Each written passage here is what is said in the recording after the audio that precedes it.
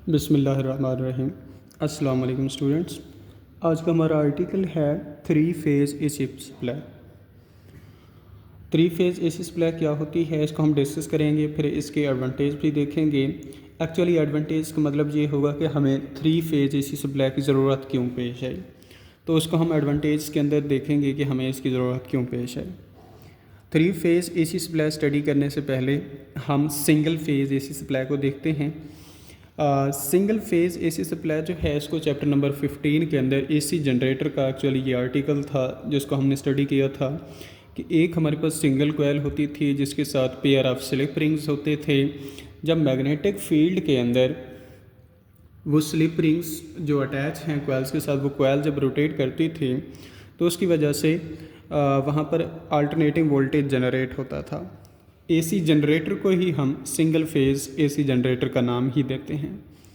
Three phase AC supply क्या है कि जहाँ पर तीन हमारे पास कोयल्स होंगी और हर कोयल के साथ pair of slip rings attach होंगे और ये तीनों कोयल जो है 120 डिग्री के एंगल के ऊपर होंगी।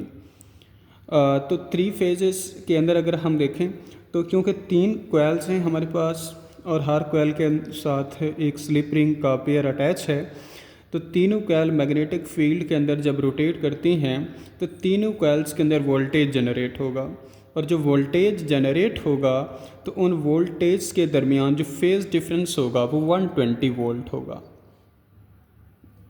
तो ये एमसीक्यूज़ के लिए आपने याद रखना है कि हमारे पास जो थ्री कोयल्स हम यूज़ करते हैं थ्री फेज़ एसी सप्लाई के अंदर, उनके दरमियान एंगल 120 डिग्री होता है और उनका जो उनसे वोल्टेज जनरेट होता है, वोल्टेज जो होती हैं वोल्टेज के लिए फ़ेज़ डिफरेंस जो होता है वो भी 120 वोल्ट ही होता है। एक JMCQ के लिए याद रखना है कि हमारे पास जो कोयल्स हैं उनके दरमियान एंगल 120 डिग्री होता है और दूसरा कि हमारे पास फेज़ डिफरेंस जो होता है वो भी 120 ही होता है। अगर वो कहता है कि हम voltage across the first pair of slip ring की बात करें, अगर उसके अक्रॉस हमारे पास जो फेज़ डिफरेंस है वो ज़ीरो हो, तो वो कहता है अगर हमारे पास वहाँ पर वोल्टेज ज़ीरो हो तो फेज़ डिफरेंस जो है वो भी ज़ीरो होगा। और second pair of slip rings के लिए हमारे पास वोल्टेज 120 डिग्री होगा तो वहाँ पर फेज़ डिफरेंस भी 120 डिग्री ही होगा। और third pair of slip rings के लिए हमारे पास जो वोल्टेज होगा वो 240 वोल्ट होगा।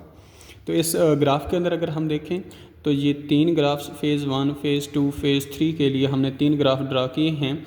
इनके भी जिस भी पॉइंट के ऊपर हम बात करेंगे तो हमारे पास जो वोल्टेज है दो हमारे पास फेजेस का, उनके दरमियान जो फेज़ डिफरेंस होगा वो 120 होगा। कितना होगा? 120 होगा। तो इसके बाद हम देखते हैं कि हमारे पास इसका फंक्शन क्या होता है। तो फंक्शन को स्टडी करने के लिए हम इसकी कंस्ट्रक्शन जो है उसको स्टडी करते हैं कि एक्चुअली कंस्ट्रक्शन के अंदर क्या चीज़ें हम डिस्कस करते हैं। तो हमारे पास ये जो आर्टिकल्स है इसके अंदर चूँकि हमने थ्री फेज़ की बात की है तो थ्री फेज़ के अंदर हमारे पास यहाँ पर तीन कोयल्स हैं। ये तीन कोयल्स थी, एक कोयल ये है, दूसरी कोयल ये है, तीसरी कोयल ये है। और इन तीनों का एक कॉमन पॉइंट होता है जिसे हम डी का नाम देते हैं और बाकी इसके तीन पॉइंट्स हैं ए, बी और सी। तो इनका जो स्टार्टिंग पॉइंट्स है डी, वो सब का वो कॉमन पॉइंट है आपके पास और इस कॉमन पॉइंट्स को हमने ग्राउंड किया हुआ है नीचे। और हर एक कोयल्स का हमारे पास जो एंड है वो ए लें, बी लें या सी लें, उसका ग्राउंड के साथ जो हमारे पास पोटेंशियल डिफरेंस है वो हमारे पास 230 वोल्ट है। फर्स्ट ए का अगर देखें ग्राउंड के साथ तो वो भी 230 है, अगर बी का हम देखें ग्राउंड के साथ तो वो भी 230 है, अगर सी का देखें तो वो भी 230 है। तो ये एमसीक्यूज़ के लिए आपने याद रखना है कि ग्राउंड के साथ हर एक कोयल का, हर एक वायर का जो वोल्टेज डिफरेंस होता है, पोटेंशियल डिफरेंस होता है, वो कितना होता है? 230 वोल्ट होता है। ये एमसीक्यूज़ के लिए याद रखना है। और दूसरा पॉइंट ये एमसीक्यूज़ के लिए याद रखना है कि हमारे पास ये जो थ्री फेज़ एसी सप्लाई की कंस्ट्रक्शन है इसके अंदर हमारे पास टोटल जो टर्मिनल्स होते हैं वो चार होते हैं। A, B, C और D, ये MCQs में पूछ सकता है। और इससे अगला MCQs आपसे ये पूछेगा कि 3 फेज AC सप्लाई के अंदर जो 2 कॉइल्स होती हैं उनके दरमियान पोटेंशियल डिफरेंस कितना होता है। तो 2 आपके पास जो कॉइल्स होती हैं उनके दरमियान जो हमारे पास वोल्टेज होता है वो 400 वोल्ट होता है। अगर A और C के दरमियान देखें तो वो भी 400 है, अगर C और B के दरमियान देखें तो वो भी 400 है। तो ये 400 जो हमारे पास वोल्टेज है 2 कॉइल्स के दरमियान, ये भी MCQs के लिए आपने याद रखना है। फिर नेक्स्ट है हमारे पास advantage of 3 phase AC supply के हमने 3 फेज AC सप्लाई क्यों यूज़ किया, इसकी क्या हमें ज़रूरत पड़ी। तो कहता है कि हाउस के अंदर या फैक्ट्री के अंदर जब हम अपना जो लोड होता है उसको डिवाइड कर देते हैं 3 पार्ट्स के अंदर, तो इससे हमारे पास जो ओवरलोडिंग फिनोमिना होते हैं उससे हम बच जाते हैं। ये मेन पर्पस था जिसके लिए हमने 3 फेज AC सप्लाई यूज़ किया। तो इसको पढ़ लेते हैं। Advantage of 3 phase AC supply क्या है। कहते हैं the main advantage of 3 phase supply is that total load of the house और a factory is divided into 3 parts, कि 3 पार्ट्स में डिवाइड हो जाता है। In this way none of the line is overloaded, कोई भी लाइन ओवरलोड नहीं होती। If a heavy load consisting of number of air conditioners and Motors, अगर हमारे पास एक जो हमारे पास एक लोड है उसके अंदर हमारे पास नंबर ऑफ़ एयर कंडीशनर्स और मोटर्स आ जाएँ, तो कहते हैं supply from a single phase supply its voltage is likely to drop at the full load. जब फुल लोड होगा एक ही वायर्स के साथ, एक ही कनेक्शन के साथ सारी चीज़ें कनेक्टेड होंगी तो वोल्टेज वहाँ से ड्रॉप कर जाएगा। तो कहता है more ever the 3 phase supply also provide 400 volt which can be use to operate some special appliances require 400 volt for their operations.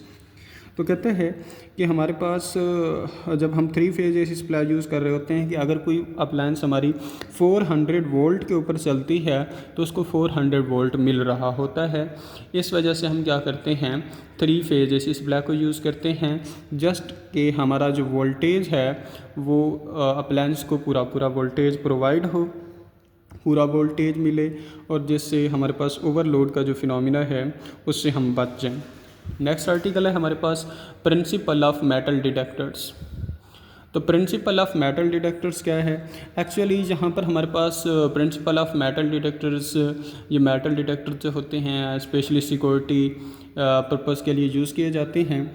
तो मेटल डिटेक्टर्स के अंदर एक्चुअली हमारे पास एक कैपेसिटर होता है और दूसरा इंडक्टर होता है। कैपेसिटर और इंडक्टर आपस में पैरेलल कनेक्टेड होते हैं और जिसकी अंदर ऑसिलेशंस की वजह से ऑसिलेशन जनरेट होती हैं, ऑसिलेशन की वजह से करंट जनरेट होता है। और हमारे पास ये जो सर्किट होता है LC सर्किट, वो चूँकि ऑसिलेशन जनरेट हो रही है इस वजह से ये मैस स्प्रिंग सिस्टम के तौर पर बिहेव करता है। एक्चुअली हमारे पास जहाँ पर एनर्जी ही ऑसिलेट कर रही होती है कैपेसिटर और इंडक्टर के अक्रॉस, इस वजह से इसे इलेक्ट्रिकल ऑसिलेटर का नाम दिया जाता है। यहाँ पर हमारे पास 2 सर्किट्स हैं, एक सर्किट है जहाँ पर हमारे पास A है और दूसरा सर्किट B है।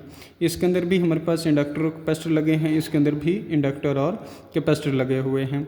और आगे एक एडिशनल सर्किट है जिससे इनकी ऑसिलेशन जनरेट होंगी, यहाँ पर जाएंगी एक फ्रीक्वेंसी होगी, ये फ्रीक्वेंसी नीचे हमारे पास आएगी एम्पलीफायर के पास। और जब हमारे पास दोनों की जब किसी किस्म की कोई मेटल इनके नज़दीक नहीं होती इन दोनों ऑसिलेटर के करीब, तो यहाँ पर फ्रीक्वेंसी का जो डिफरेंस होता है वो हमारे पास ज़ीरो होता है। फ्रीक्वेंसी का डिफरेंस ज़ीरो होता है, किसी किस्म की कोई बीट्स जनरेट नहीं होती। लेकिन जब ही हम कोई मेटल ऑसिलेटर B के करीब लेकर आते हैं तो हमारे पास जो इंडक्टेंस है, सेल्फ इंडक्टेंस जो है हमारे पास जो ऑसिलेटर B है इसकी इंडक्टेंस डिक्रीज़ होती है जैसे ही हम करीब लेकर आते हैं। MCQs के लिए याद रखना है कि हमारे पास जो इंडक्टेंस है जब मेटल की करीब लाएंगे ऑसिलेटर B के करीब तो इसकी इंडक्टेंस डिक्रीज़ होगी। MCQs के लिए याद रखना है कि क्या होगी, डिक्रीज़ होगी। तो जैसे ही इंडक्टेंस डिक्रीज़ होती है तो एक्चुअली इसकी फ्रीक्वेंसी चेंज हो जाती है। जब फ्रीक्वेंसी चेंज हो जाती है, ए की डिफरेंट फ्रीक्वेंसी होगी, बी की डिफरेंट फ्रीक्वेंसी होगी, तो उसकी वजह से यहाँ पर हमारे पास फ्रीक्वेंसी डिफरेंस आएगा। और फ्रीक्वेंसी डिफरेंस जब होता है तो आपको पता है फर्स्ट ईयर के अंदर आपने पढ़ा था चैप्टर नंबर 8 के अंदर, तो बीट्स जनरेट होती हैं। बीट्स जब जनरेट होती हैं उनको स्पीकर की मदद से आप सुन लेते हैं। अब जहाँ पर हमारे पास यूजेस क्या हैं डिटेक्टर्स के, डिटेक्टर्स मोस्टली सिक्योरिटी चेक्स के लिए यूज़ किए जाते हैं, या कोई मेटल ऑब्जेक्ट्स जो अंडरग्राउंड हैं उनको डिटेक्ट करने के लिए भी हम मेटल डिटेक्टर्स का यूज़ करते हैं। Thank you.